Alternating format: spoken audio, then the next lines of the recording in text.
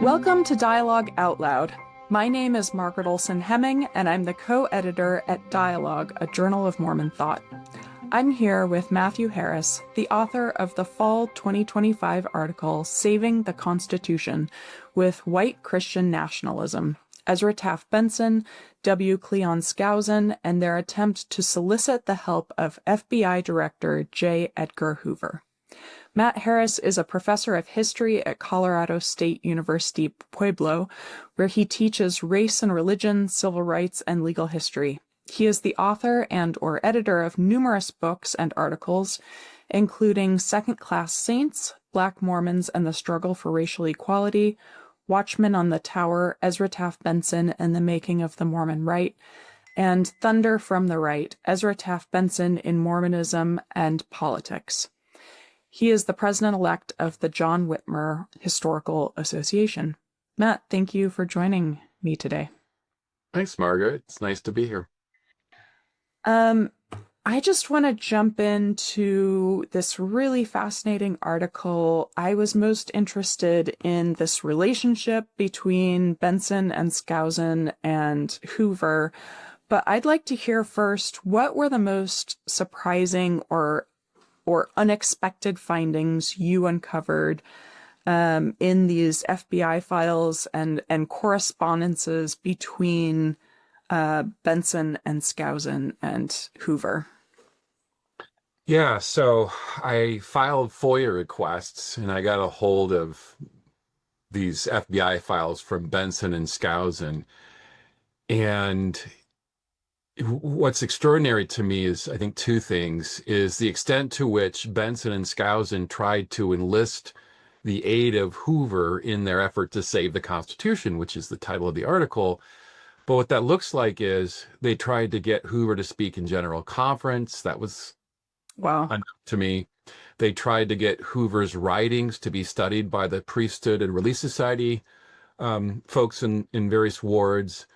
They tried to get him to speak at BYU devotional addresses. I mean, one can't imagine that, BYU people would try to get Kash Patel to speak at a devotional address today. But this is equivalency. And also, what surprised me, I think, the most is that J. Edgar Hoover, who was a white Christian nationalist through and through, used to send his agents to summer camps to study the Bible. His agents were overwhelmingly white. And the FBI director would frequently give speeches in which he would draw on a biblicist worldview. And anyway, what struck me the most is that when Benson and Skousen invited him to, align himself with the LDS Church, that he turned them down. And it got to the point where even Ezra Taft Benson and his son Reed would visit unannounced Hoover in Washington. Washington would tell his aides, "Tell Mr. Benson I'm not here." You don't want to meet with him. And the reason why you didn't want to meet with he or Skousen is because they had become affiliated with the John Birch Society, an anti-communist fringe group. And Hoover said something interesting. He said that, this is an exact quote, he said that anybody who calls President Eisenhower a communist has something seriously wrong with them. And that was a Birch line that Benson had tapped into, and Skousen. And even though Director Hoover was very conservative himself, that was just going too far to call a five-star general communist. So that was interesting, seeing all of that behind the scenes stuff. I guess I'll say one more thing, is that Skousen would go on the speakers circuit for the John Birch Society, giving these addresses in front of tens of thousands of people, some of whom were Latter-day Saints. And he would say the most shocking things. He would say something like, communism has infiltrated the U.S. government. We all know it. We're aware of it. We, meaning the FBI. And take it from me, I used to work for the FBI. I know these things. I was a top-level lieutenant to Director Hoover. And then these folks would write in, this is all in the FBI file, they would write into Director Hoover and they would say, "We just heard this, one of your top lieutenants, Cleon Skousen, say all these things at its speech last night. Can you verify it? Can you confirm that what he said was true?" And Hoover would write back and he'd say, "Skousen who? Barely knew the guy." So he's distancing himself from his former agent. And by the way, they were semi-close. That's not true at all. He knew him quite well. But the point is that Hoover wanted to give the impression that the agency was nonpartisan, which of course is not true at all. And so when Skousen tried to use the agency to further his own political agenda, that's when Hoover pushed back. Yeah, I definitely got the impression that they were friends, but it wasn't exactly friends because the relationship was more one-sided. It seemed like Skousen and Benson, particularly Skousen, kind of wanted Hoover more than Hoover wanted Skousen. But I guess that makes sense with the power imbalance there. Yeah, for sure. I mean, Skousen's a young man. He's trying to find his way in the world. Came to the agency in 1932, and he stayed for several years. I think it was early 30s. And he left in 51 when he was called to BYU by David O. McKay, the church president. And he went to, took a leadership position, I think working with alumni. And then it was shortly thereafter where President McKay told the president, Ernest Wilkinson, that we want Cleon teaching on the religion faculty. I mean, he has no credentials. He did not go to Duke Divinity School. And he's the proud holder of a bachelor's of law degree. And anyway, he's also seen as a partisan firebrand. And so some of the titans on the faculty, like Sid Sperry and Hugh Nibley and a guy named Richard Lloyd Anderson, young faculty member, they were just repulsed that they would hire some partisan hack, as they put it, when they themselves had, credentials. So anyway, so Hoover Skousen recognized that Hoover could advance his career, and Skousen was very good at what he did. And when Skousen announced that he was leaving the Bureau, the last thing Hoover said to him was, "We value you so much, you'll always have a job here if you want to return." Wow. And so there was a friendship there. I mean, it wasn't the friendship where you went golfing together and you hung out, over dinner and lemonade, but they did respect each other. And I think you put it nicely, Margaret, that Skousen felt more closely aligned with Hoover than the reverse. But there's no question that they had a cordial working relationship because the FBI files bear this out. Wow. So explain, for those of you who haven't read the article yet, explain just the basic thesis of it. And then I would love to hear how unique was this Mormon articulation of saving the Constitution compared to other Cold War religious movements? Yeah, it's a great question. So the thesis is, of course, is how this idea of that the Constitution needs to be saved. Maybe I'll do your second question first in reverse order for a second. So in Latter-day Saint theology, as many of your listeners are probably familiar with, is that there's an old saying that goes back to the 19th century that the prophet Joseph Smith had allegedly taught. I say allegedly because we don't have contemporaneous accounts, or at least a first-hand account from the prophet. What we have is a second account later on that, I heard the prophet say this. So that's kind of the sourcing on this. But anyway, the prophet allegedly taught this white horse prophecy in which this would be the mid-19th century, or before he died, I guess, in 1844.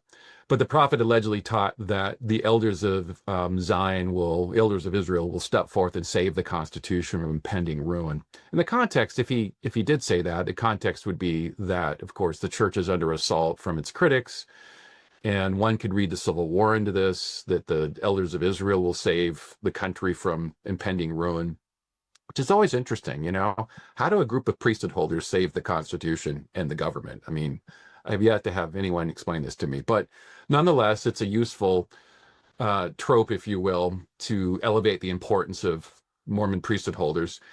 And so that saying that Mormon elders will step forth and save the country and the Constitution and the government, it means essentially the Civil War and sectional imbalances.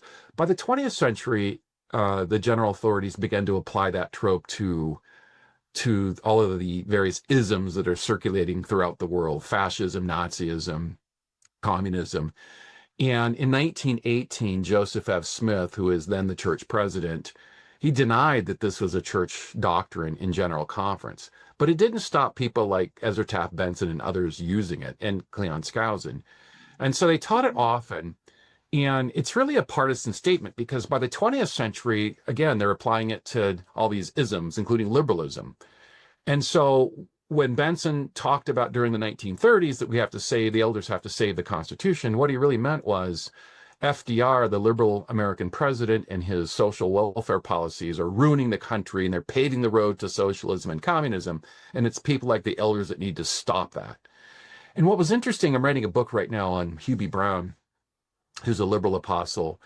And Hugh B., like most of the general authorities, I mean, they talk about the Constitution often. This is a faith tradition that elevates the Constitution where it's akin to scripture almost. Not unique, by the way, to other Protestants from the early 19th century. The differences with Mormons, I think, with the Constitution is they're, elevating it to this priestly power extends well into the 20th century, where other Protestants sort of give up that notion in the 19th century. And of course, with Latter-day Saints, it's baked into the Doctrine and Covenants and other points of scripture.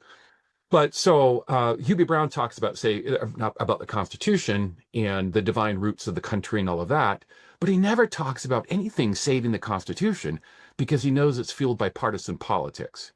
Mm-hmm. And so just in short, when Benson and Skousen are talking about saving the Constitution, what they really mean is saving it from liberals like Hugh Brown. And of course, Brown knows this, and so he never talks about this. And in 2010, there was an Idaho person, running for governor, and he was talking about to the Saints on the campaign trail, the Saints in Idaho, vote for me, I'm going to save the Constitution. And not really short on humility.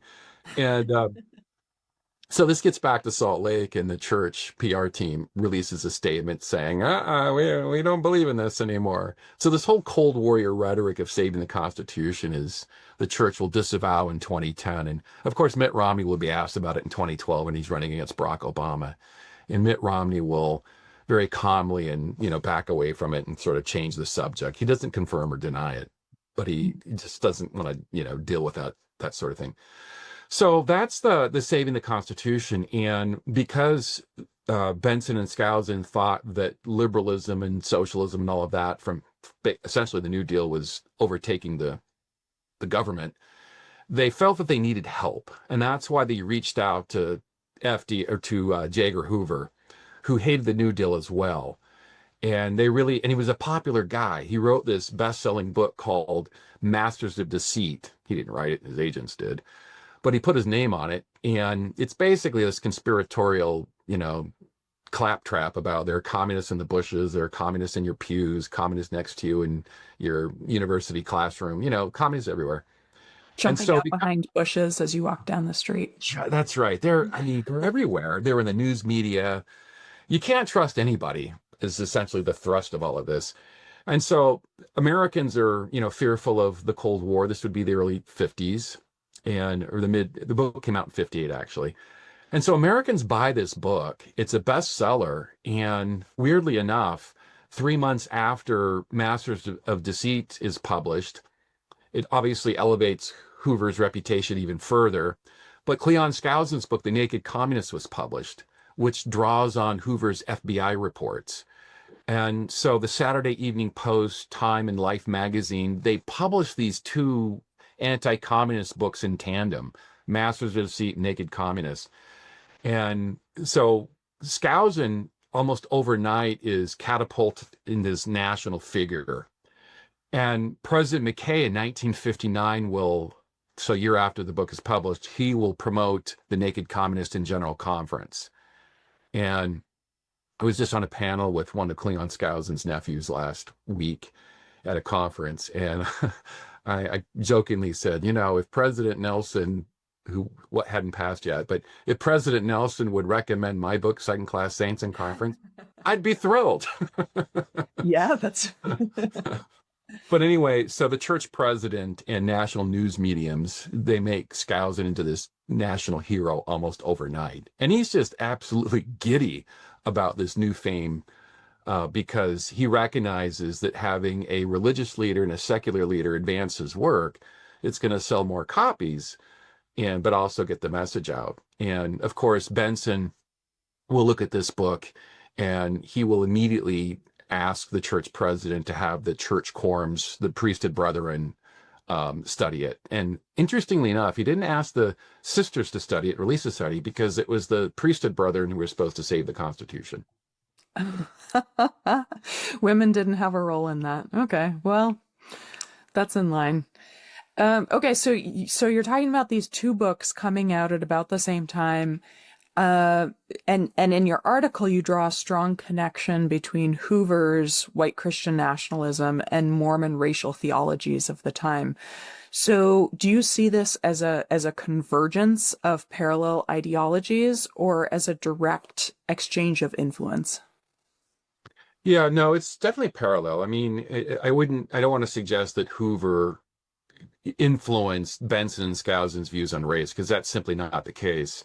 I mean, Skousen and Benson, of course, are Latter-day Saints, and they've inherited the church's racial teachings that obviously relegate Black Latter-day Saints to a second-class status.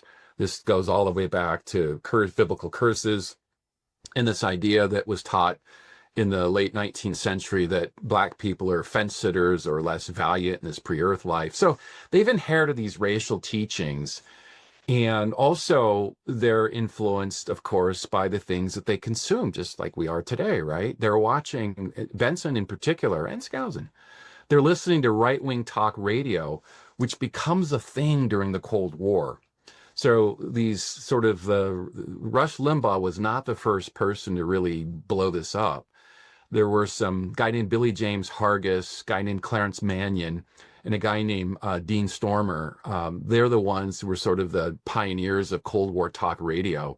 And Benson listens to them a lot. And he writes his friends, including Skousen and others, he says, you got to listen to this Mannion guy. He's making lots of good points about conspiracies, about all of this. And of course, they're segregationists. So Benson's consuming all this stuff. And so his views on race, and especially the conspiracy stuff, that Dr. King's a communist and all that nonsense, Benson's getting this from right-wing talk radio and also the Burt Society. And then, of course, the theological stuff comes from his church. And so it's when Hoover starts to say terrible things about Dr. King and other anti-Black teachings, it was easy for Benson to accept all of this because he already believed it. Yeah. And Skousen is the same way. Yeah. So I guess that makes me wonder, so how would you see Mormon racial teachings reinforce or diverge from Hoover's racial worldview? They're both sort of coming out of the same stew. Do you see points of strong divergence? Well, let's do the convergence first. I mean, the convergence, of course, both Hoover and Benson and Skousen, that they shared these white-centered theologies. Yeah. There's no question. And they thought that, that they just didn't respect Black people. In Hoover's case, Black people were dumb. They were easily manipulated by communists. They were just tools, as he puts it. I mean, he just had this incredibly vile view of African Americans, and he was not quiet about it. I mean, he hated Dr. King. He resented Dr. King's power and influence, especially in the Black community. So with Benson and Skousen, of course, they couch more of their anti-Black views in theology with the curse and the less valiant stuff. But they're also buying into this stuff as well. I mean, he influences them. You ask about, did Hoover influence them on race? And the answer is yes. It was Hoover that first propounded this idea that King was a communist and that he was taking his marching orders from the Kremlin. And when Hoover taught this and said this in public, Benson and Skousen and the Burt Society, they just lapped all this stuff up. There was no critical engagement about, how do we know this? What's the evidence? None of that stuff. They were just presupposed to, or pre-inclined to believe this. And I should just say for your listeners quickly why this came about. Couple of reasons. The Communist Party back in the 1930s was the first, really, at the 30s, it was mostly a white organization.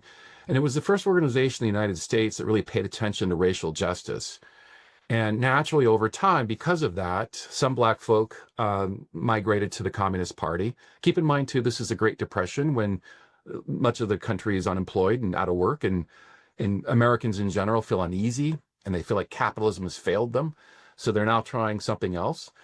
And more close to home, a couple of former members of the Communist Party, a guy named Stanford Levinson and Baird Rustin, they were former members of the Communist Party, and they became close advisors to Dr. King. They were not practicing communists. They were no longer members of the party. And King was told that having these two guys in your inner circle is just sending out bad vibes, and people are going to make hay of this. And they did. And that's what Hoover did. And he had wiretaps. He knew they weren't active members. And by the way, King is a Baptist minister. Mm-hmm. Baptist ministers believe in a divine. They believe in the Bible. They believe in scriptures. Communists don't believe in this stuff. Right. This is what's lost on people with trying to smear King into being a communist. Mm-hmm. He's a man of the cloth. He's a man of the book. And anyway, so they just use it to smear his name because Hoover hated King to begin with, and he had such disdain for African Americans in general. And Benson and Skousen just bought off on this stuff. And I want to say this for your listeners. One of my pet peeves is that when people of all different political or religious persuasions, they tend to think that Benson he speaks for the church. You know, if he thinks that King's a commie, then the rest of the brethren must think that too. That is not true. Mm-hmm. And I think it gets confusing because most of the brethren don't support civil rights. That's true. But they don't support civil rights because they think King's a commie. They don't support civil rights because they're afraid that it will create a Leviathan state if you produce civil rights legislation. That is, you have to have a federal bureaucracy oversee it. Mm. These are Orthodox conservatives. These are states' rights people. Yeah. It's a wholly different argument for opposing civil rights than to argue that somehow it's being fomented by Moscow. And I frequently will say this when I'm on the lecture circuit. And I found no evidence that the top 15 leaders, the Quorum of the 12 in the First Presidency in the 50s and 60s, other than Benson, believed that King was a communist. Mm-hmm. And I've been through their diaries and journals. There's just no evidence for it. Yeah. Wow. Well, this is so interesting. I could listen to you for another half hour talking about these things. Really encourage everyone to check out this article about this relationship between Benson and Skousen and J. Edgar Hoover, and how these ideas of white Christian nationalism were influencing the church and the U.S. government at the time. Thank you for listening, and listeners can find articles on dialoguejournal.com and sign up for the newsletter to stay informed of upcoming events. Thank you, Matt, so much for being here. Thanks, Margaret. It was a pleasure. And you can listen to all articles on the Dialogue audio podcast feed. Dialogue Out Loud is produced and edited by Daniel Foster Smith, and our social media manager is Emily Jensen. Thanks for listening.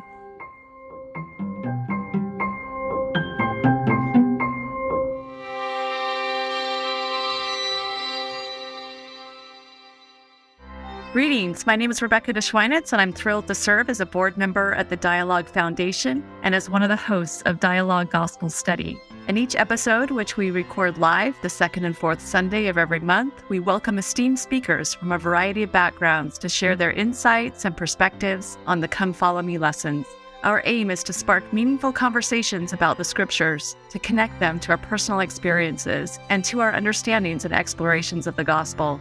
To stay in the loop with our upcoming lessons and this opportunity to engage with Mormon thought, culture, and belief, be sure to visit dialoguejournal.com and sign up for our newsletter. By doing so, you'll receive updates and timely links to join our live stream lessons. Additionally, you can catch up on our past guests and episodes by subscribing to Dialogue Journal on YouTube, Facebook, or wherever you listen to podcasts.